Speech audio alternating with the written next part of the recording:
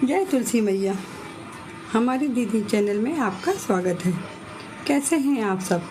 मैं आज आपको वट सावित्री व्रत की कथा बताने जा रही हूँ। यदि आपको ये कहानी अच्छी लगे तो आप इसे लाइक कीजिएगा और हमारे चैनल को सब्सक्राइब कीजिएगा, जिससे मेरे अगले वीडियो आप तक पहले पहुँच सकें। ये व्रत सुहागिन महिलाएं करती हैं। ऐसी मान्यता है कि इस दिन व्रत उपवास करने से पति की लंबी आयु होती है, साथ ही उन पर आया संकट भी टल जाता है। वट सावित्री ज्येष्ठ मास की कृष्ण अमावस्या तिथि को किया जाता है। इस व्रत में बरगद वृक्ष के नीचे बैठकर पूजा की जाती है, जिसकी पूजन विधि मैं अपने पिछले वीडियो में बता चुकी हूँ। लेकिन बिना कहानी के कोई भी पूजन पूरा नहीं माना जाता है, इसलिए शुरू करते हैं वट सावित्री की कहानी। भद्र देश के राजा अश्वपति के कोई संतान नहीं थी। काफ़ी तपस्या के बाद उनके यहाँ एक पुत्री हुई, जिसका नाम उन्होंने सावित्री रखा। सावित्री जैसे जैसे बड़ी होती गई वो गुणवान और प्रतिभावान होती गई। बेटी के हिसाब से राजा को उसके योग्य वर नहीं मिल पा रहा था। काफ़ी वो चिंतित रहने लगे।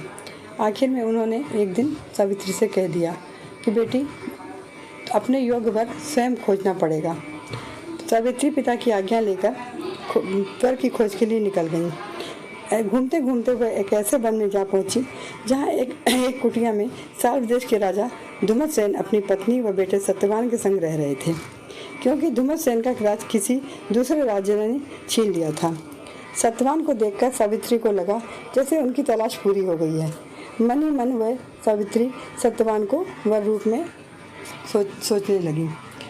घर आकर पिता से बोली, पिताजी, मैंने अपने लिए वर तलाश कर लिया है। राजा बहुत खुश हुए और इस विषय की चर्चा उन्होंने नारद ऋषि से करी। नारद ऋषि बोले, सत्यवान की उम्र बहुत कम है, वह केवल 1 ही साल जीवित रहेंगे। ये बात सुनकर राजा चिंता में डूब गए। फिर उन्होंने सावित्री से कहा, बेटी, अपने लिए योग्य वर दूसरा ढूंढना उचित रहेगा। सावित्री बोली, पिताजी, आर्य कन्याएं केवल 1 ही बार वर चुनती हैं, अतः मैंने सत्यवान को चुन लिया है। अब तो मैं उसी के संग विवाह करूंगी। बेटे की हट देखकर राजा ने सावित्री का विवाह सत्यवान से कर दिया। सत्यवान के संग वह कुटिया में सास ससुर के संग रहने लगी। धीरे धीरे समय जाता रहा। वह दिन भी आ गया जिस दिन यमराज सत्यवान के प्राण लेने आने वाले थे।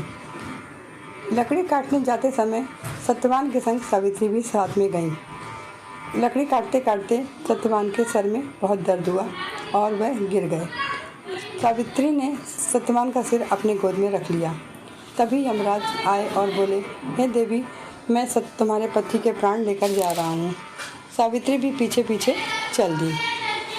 कुछ दूरी पहुँचने पर यमराज ने कहा, हे देवी, तुम लौट जाओ, तुम्हारी अभी आयु नहीं है जाने की। सावित्री कुछ न बोली। यमराज फिर बोले कि एक वर मांग लो और लौट जाओ। सावित्री बोली, मेरे सास ससुर की आँखें नेत्रहीन हैं, अतः उन्हें नेत्र ज्योति दें। तथास्तु कहकर यमराज आगे बढ़ गए, लेकिन सावित्री नहीं रुकी।